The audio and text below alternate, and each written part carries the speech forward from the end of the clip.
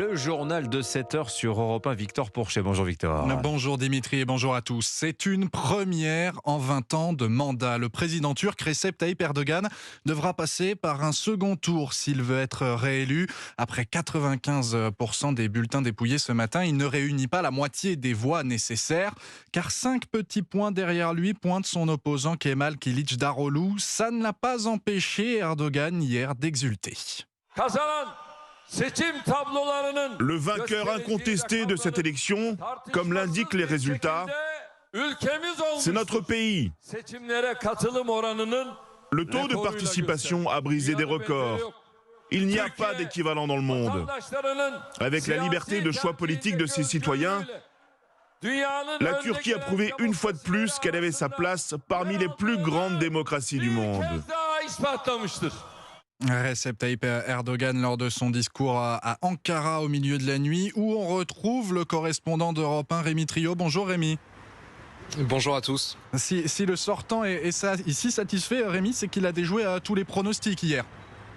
Et oui, ces derniers jours, les sondages le donnaient en difficulté derrière son opposant Kemal Kılıçdaroğlu et même sur le point d'être battu au premier tour.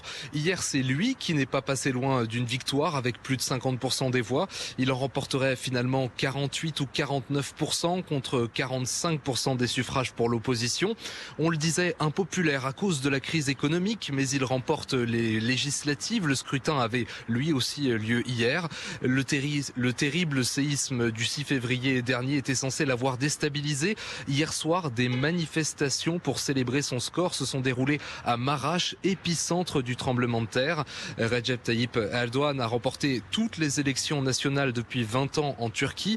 Et cette fois, même s'il devra sans doute affronter Kemal Kılıçdaroğlu dans 2 semaines pour un second tour, une première pour le président turc, il fait ce matin figure de favori et devrait rester 50 plus à la tête de l'État turc. Rémi Trio en direct d'Ankara en Turquie pour Europe 1, et tout à l'heure dans le journal de 8h, on ira justement du côté d'Istanbul auprès des électeurs pro-Erdogan. Il est 7h03 sur Europe 1. Elle a été annoncée au tout dernier moment hier. Volodymyr Zelensky en visite éclair à Paris hier soir. Le président ukrainien de passage dans la capitale, reçu par Emmanuel Macron à l'Elysée.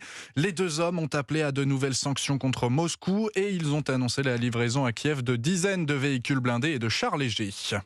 L'événement du jour pour Emmanuel Macron est économique. Le salon Choose France ouvre ses portes à Versailles. Plus de 200 grands patrons d'industrie autour d'Emmanuel Macron et des annonces d'ouverture d'usines à l'appel. 13 milliards d'euros d'investissements étrangers au total devraient être annoncés. C'est un record. Une 6e édition qui s'annonce historique pour promouvoir l'attractivité économique de l'Hexagone. Une réception aussi dans un cadre grandiose et surtout sous très haute sécurité, William Molinier.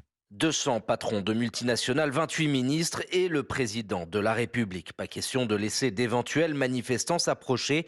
Selon les informations d'Europe 1, un périmètre d'exclusion d'environ 500 mètres autour du château de Versailles sera tenu par les forces de l'ordre. Les participants invités sur une liste vont devoir montrer patte blanche, au moins 3 contrôles de sécurité pour accéder à l'intérieur de l'édifice. Dans le ciel, un hélicoptère de la gendarmerie et des drones, une dizaine d'unités de forces mobiles vont prêter main forte aux demi-milliers de policiers locaux mobilisés. Des moyens hors du commun vont être déployés. Principe de précaution, car à midi, la CGT appelle à manifester depuis la gare vers le château. Au moins 400 personnes sont attendues pour une marche au son des casseroles.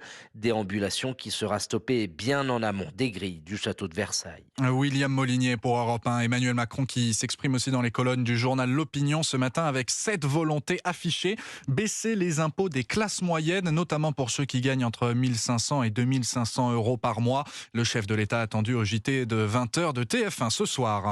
7h05, c'est désormais officiel. Depuis ce matin, les soignants non vaccinés contre le Covid-19 sont réintégrés dans les services de nos hôpitaux. Grâce au décret publié hier. Pour le volet légal, c'est fait. Mais derrière lui, il y a la réalité du terrain, celle d'une situation tendue entre ces quelques 3000 personnels et leurs collègues réticents à leur retour. Pour Antoine Ponce, médecin anesthésiste réanimateur aux hôpitaux universitaires de Strasbourg, cette décision renvoie un très mauvais message.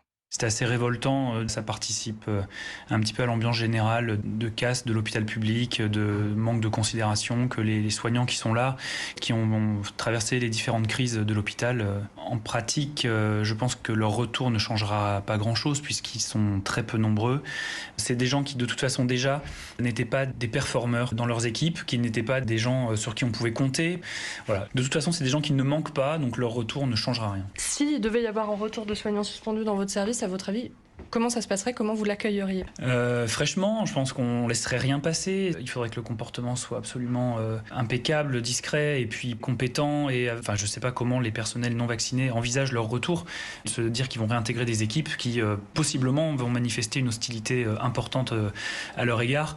Je vois pas bien comment cette position peut être tenable. Les propos recueillis par Mélina Fachin pour Europe 1. La page du Covid-19 qui se tourne lentement. Le gouvernement rêve d'en faire de même avec celle des retraites. Et pour cela, il s'apprête à dégainer un nouvel article de notre Constitution. L'article 40 avec un objectif, contrer la proposition de loi du groupe Lyotte qui vise à abroger la réforme des retraites. Elle sera présentée à l'Assemblée le 8 juin prochain.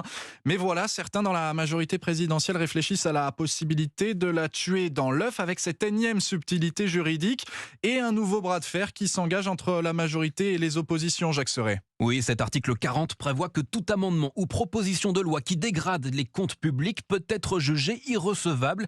Dégainer cet outil pourrait donc rendre caduque l'initiative du groupe Lyotte. C'est ce que souhaite le président Renaissance Jean-René Cazeneuve, rapporteur général du budget. Cette proposition de loi, elle n'est pas recevable d'un point de vue finances publiques. Utiliser cet article, il faudra le faire et moi, en tous les cas, je militerai pour qu'on le fasse parce que c'est respecter la Constitution. Je pense qu'il est important que les députés et tout le monde respectent la Constitution. L'Assemblée nationale de nouveau privée de vote, la perspective est inenvisageable pour le député insoumis Éric Coquerel, président de la Commission des finances. Après le 47.1, après le 49.3, aurait des effets assez désastreux. Et du côté, à mon avis, des initiateurs de la loi et de ceux qui les soutiennent comme nous, je pense que ça déboucherait très certainement sur une nouvelle motion de censure. La majorité présidentielle n'a pas encore tranché définitivement sa stratégie.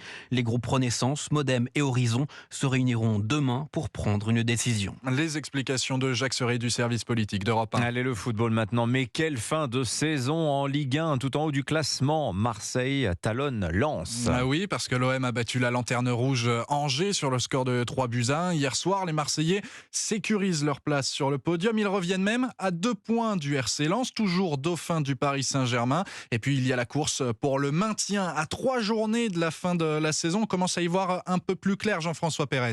Oui, c'est un week-end qui comptera dans la course au titre, aux places européennes et au maintien. Le PSG n'est plus qu'à une victoire de son 11e titre de champion. Lens s'accroche à la 2e place, synonyme de présence directe en Ligue des Champions. Mais l'OM, seulement distancé de 2 points, ne désespère pas de doubler les Lensois sur le fil. Le milieu marseillais Matteo Guendouzi. On n'est plus, entre guillemets, maître de notre destin parce que Lens est devant nous. Mais voilà, on sait très bien qu'en Ligue 1, il peut se passer beaucoup de choses. Il reste 3 matchs. C'est toujours difficile de gagner 3 matchs de Ligue 1. Donc, feront peut-être un faux pas. On va peut-être en profiter. Mais voilà, d'abord se concentrer sur nous-mêmes et comme j'ai dit, on fera les comptes après le dernier match. Derrière, Monaco, malgré un parcours en dents de scie, devrait se qualifier pour la 2e Coupe d'Europe, la Ligue Europa. Quant à la 3e, la Ligue Europa Conférence, elle reste convoitée par Lille, Rennes et peut-être Lyon.